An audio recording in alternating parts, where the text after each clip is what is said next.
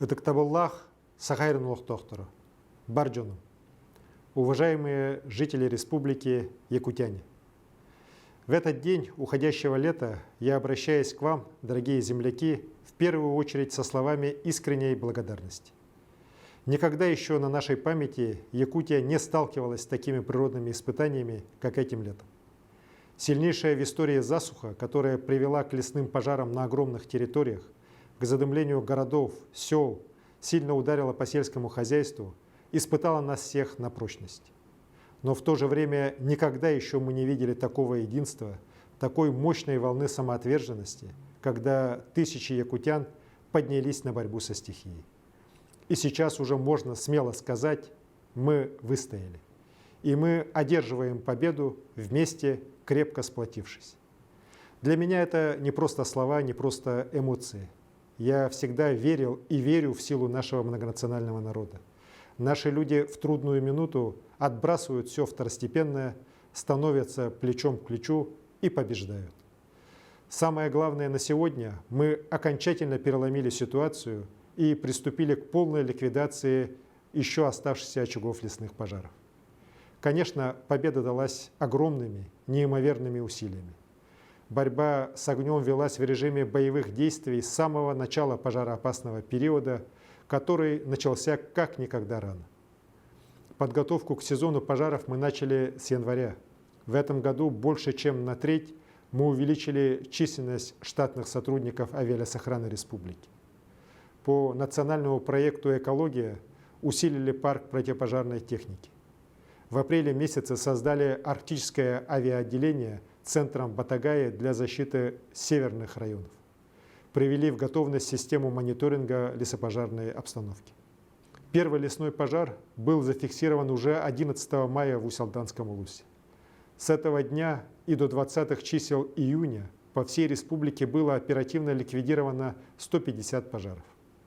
Уже 6 июня к нам прибыли первые силы Федерального резерва, огнеборцы из Приморского и Хабаровского краев. В этот же день на пожары в Сунтарском и Нюрбинском улусах впервые вылетел самолет-амфибия Б-200 МЧС России. Ситуация резко осложнилась 22 июня с наступлением сезона сильнейших сухих гроз. Каждый день в западных и центральных районах республики возникали десятки новых пожаров. Пик пришелся на 29 июня, когда мониторинг выявил 98 новых пожаров за сутки на территории Якутии. 13 июля одновременно действовало уже 324 пожара, больше всего в сутки за весь пожароопасный период этого года. По поручению президента России Владимира Владимировича Путина на территории республики была развернута самая крупная в истории борьбы с лесными пожарами группировка. Оперативное управление всеми силами возглавил министр МЧС России Евгений Николаевич Зинычев. Почти 1000 бойцов лесопожарных формирований из 19 регионов страны, спасатели МЧС, военные инженерных войск, прибывшие в республику по приказу министра обороны страны Сергея Кужугетовича Шойгу, вместе с нами они противостояли огненной стихии. 52 воздушных судна было задействовано в мониторинге и тушении пожаров с воздуха, переброске сил и вызове осадков в районах Якутии. В боевом режиме круглосуточно работал и работает оперштаб республики, которым руководит первый заместитель председателя правительства республики Дмитрий Дмитриевич Садовников. Работают оперативные штабы муниципальных образований, координируя действия на своих территориях. Друзья, то, о чем я сейчас говорю, звучит как сводки с мест боевых действий. И это на самом деле так. Борьба с огнем этим летом стала настоящей битвой за тайгу. Общими усилиями ликвидировано 509 лесных пожаров на огромных площадях. Спасено от прямой угрозы огня 46 населенных пунктов в 16 районах республики. На сегодня, как я уже сказал, ситуация переломлена. В эти дни идет дотушивание 6 пожаров в Вилюйском, Сунтарском, Чурапчинском и Усьмайском районах. На территории республики нет угрозы ни одному населенному пункту. В ближайшие дни режим чрезвычайной ситуации в Якутии будет снят. Уважаемые сограждане, в эти дни мы с огромной благодарностью провожаем домой лесопожарных из регионов страны. На прошлой неделе я встречался с бойцами Тульского и Ногинского спасательных центров МЧС. Перед отлетом они с очень большой теплотой рассказали, как вместе с якутскими лесопожарными отстаивали наши деревни. Почти 4 месяца сражаются с пожарами огнеборцы республики. 100 дней без передышки боролась с огнем десантно-пожарная группа Вилюйского отделения авиалесохраны под руководством Олега Васимова. Благодаря отваге лесных пожарных во главе с десантником-парашютистом Якутской авиабазы охраны лесов Борисом Кручининым защищены от огня поселки Сангар, Кобяй, Ситте в Кобяйском улусе, Намское село Тастах. Смелые и решительные действия бойцов отделения под руководством пожарного езжатая Владимира Березовского не дали огню полностью охватить село Бескюль. Защищая село, отпор огню дали группы десантника пожарного Бердигестянского авиаотделения Егора Захарова, старшего инструктора пожарно-спасательной части Главного управления МЧС по республике Вадима Волченкова. Более 100 вылетов на пожары в Мирнинском районе в составе экипажа Б-200 совершил летчик-наблюдатель Алданского авиаотделения Виталий Кириллов. Лесные пожарные без сна и отдыха боролись с огнем в Тампонском, Горном, Хангаласском, Заречных улусах. Они совершили сотни прыжков в горящую тайгу, боролись со страшными верховыми пожарами. Многих из них я представил государственным наградам. Возвращаются к своим привычным делам жители республики, добровольцы, по велению души, участвовавшие в тушении пожаров. Сотни якутян откликнулись на призыв добровольческого штаба, созданного по инициативе общественников. Во взаимодействии с оперативным штабом республики в считанные дни они организовали отправку волонтеров на тушение пожаров. Я искренне горжусь каждым добровольцем. Они проявили себя героями в противостоянии небывалым пожарам. Все участники борьбы с огненной стихией будут награждены специальным знаком за тушение лесных пожаров 2021 года в республике Саха-Якутия. Люди достойны уважения и благодарности общества. Ради спасения сограждан, ради спасения сел и лесов они проявляли настоящий героизм. Мы все были потрясены гибелью Элбаги Игитяна, защищавшего от огня село Мельджаксе в Чурапчинском улусе. Сын армянского народа совершил большой человеческий подвиг на нашей земле, и мы остаемся благодарными ему навсегда.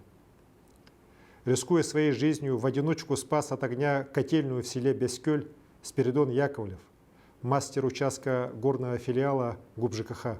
Во многом благодаря его героизму сохранено жизнеобеспечение села, и сейчас работы по восстановлению Бескюля идут полным ходом. В селе есть свет, газ.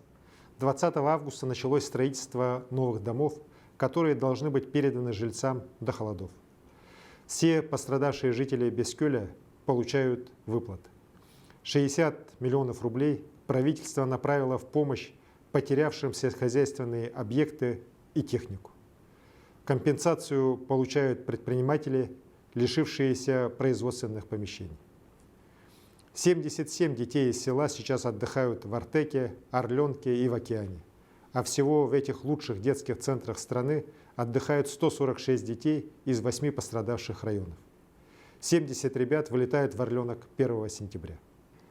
Чартерными рейсами в Тюмень и Подмосковье вылетели 180 жителей районов, наиболее пострадавших от лесных пожаров. Это люди с хроническими заболеваниями сердечно-сосудистой системы и органов дыхания. Еще 70 человек в ближайшие дни выезжают в санатории Подмосковья и Владимирской области. По инициативе добровольческого штаба и медицинского сообщества в клиниках республики пройдут обследования добровольцы, задействованные в тушении пожаров. Конечно, вся наша республика помогает жителям Бескюля. Тысячи жителей Якутии, многие трудовые коллективы восприняли эту беду как общую. Я несколько раз был в селе после пожара и каждый раз слышал от жителей слова благодарности якутянам. Особенно теплые чувства вызвала поддержка Владимира Владимировича Путина, предложение о строительстве в селе новой школы и многофункционального комплекса. по поручению нашего президента до 1 октября вопрос финансирования их строительства должен быть решен. Вместе с первым зампредом Комитета Государственной Думы по экологии, легендарным Николаем Валуевым, прилетели 75 волонтеров молодежки ОНФ из 16 российских регионов. Они будут помогать восстанавливать Бескёль. Там уже работают волонтеры, приехавшие из Москвы, Забайкалья и Камчатки. Да, нам сложно пришлось этим летом, но мы не остались одни. Вся Россия переживала за Якутию. Поддержка руководства страны, многих регионов, десятков тысяч людей помогли нам перебороть удары стихии. Сейчас мы продолжаем работать в оперативном режиме, сохраняем готовность к возможным осенним возгораниям. В республике полным ходом идет подготовка к отопительному сезону. Осень вступает в свои права, и сейчас наши усилия направлены в помощь селянам, в заготовке сена, завозе недостающих кормов из соседних регионов. Работа идет. В зиму мы должны войти без потерь, решив все имеющиеся на сегодня проблемы. Уважаемые сограждане, природные пожары последних лет и особенно этого года показали, что риск чрезвычайных ситуаций, вызванный резким потеплением климата, практически необратим. И мы не можем безвольно сидеть и ждать новых катаклизмов. К предстоящему пожароопасному сезону подготовка начата уже сейчас. В следующем году мы ожидаем значительное увеличение федерального финансирования на охрану лесов. 24 августа, выступая на съезде партии «Единая Россия», президент Владимир Владимирович Путин заявил, что для наращивания возможностей регионов в защите лесов и борьбе с пожарами будет дополнительно выделено еще 24 миллиарда рублей. То есть финансирование охраны лесов будет увеличено в 2 раза. Такая поддержка позволит нашей республике, крупнейшему лесному региону страны, усилить противопожарное обустройство лесов. Перед администрациями муниципальных образований поставлена задача совместно со структурами Якутлесресурса выполнить все мероприятия по защите сел от угрозы лесных пожаров, по созданию минерализованных полос, проведению санитарных вырубок. При поддержке правительства из Росрезерва до конца этого года в распоряжение Якутлесресурса поступит 20 единиц тяжелой техники. По поручению полномочного представителя президента России на Дальнем Востоке Юрия Петровича Трутнева на закуп противопожарной спецтехники направлено 149 миллионов рублей в рамках дальневосточной программы развития. На эти средства будут закуплены 16 бульдозеров класса ДТ-75 и 7 тягачей-тяжеловозов. Важнейшая задача – дальнейшее увеличение штата, укрепление оснащенности федеральных и республиканских лесопожарных формирований на территории Якутии.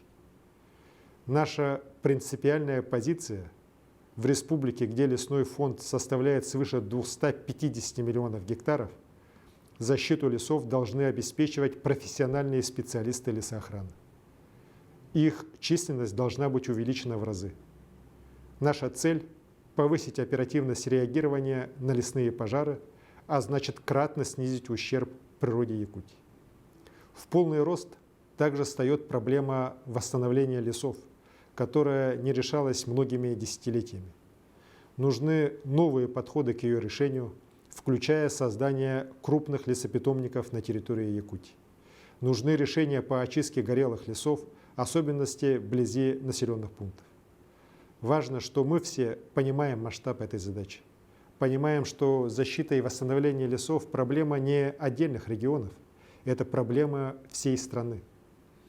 Поиском решений мы, конечно же, будем заниматься вместе с нашими учеными. Как я уже говорил, это направление станет одним из ключевых в деятельности научно-образовательного центра мирового уровня «Север». Безусловно, важно привлечь мировое научное сообщество, ведь бескрайние леса нашей Якутии – это ценность планетарного масштаба. Их значимость в сохранении климатического баланса, а значит благополучие всего человечества в будущем, переоценить нельзя.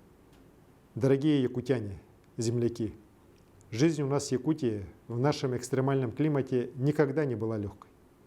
но события этого лета показали, насколько мы все любим родную землю, какой бы суровой она ни казалась. В сердце каждого из нас болью отдается опустошение пожарами бескрайней тайги. И эта общая боль, общая забота объединяет нас всех. В трудную минуту мы можем забыть обо всех разногласиях, но не можем остаться равнодушными и безучастными. Не зря наши люди на слегах стали на защиту родных сел от пожаров, записались волонтеры. Тысячи россиян из Якутии и других регионов поддержали добровольческий штаб. Не остались равнодушными и трудовые коллективы, предприятия республики. Каждый внес вклад в общее дело. Я еще раз хочу поблагодарить вас, дорогие мои земляки, и хочу сказать, что искренне горжусь вами. Вместе мы защитим природу родного края, вместе сможем противостоять любым рискам. Күнді бир дойдулақтары. Уоты утары турбут жоммутугар, сахавы селен олықтауқтыругар, Россия атын регионларыттан бихигі тыбытын көміскү кәлбет жоңға мақталбытын тердеген. Төрөбіт дойдубут айылғатын бары бирге көміскү оғын.